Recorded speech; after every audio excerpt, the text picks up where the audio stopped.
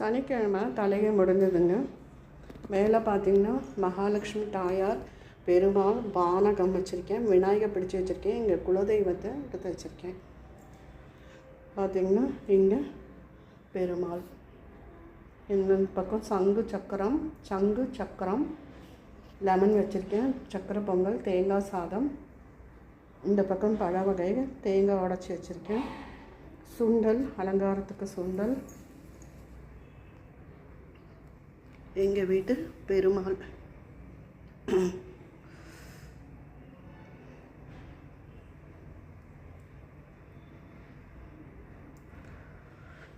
இந்த பக்கம் பார்த்திங்கன்னா மகாலட்சுமி தாயார், துளசி மாலை சாத்திருக்கேன் பெருமாளுக்கு.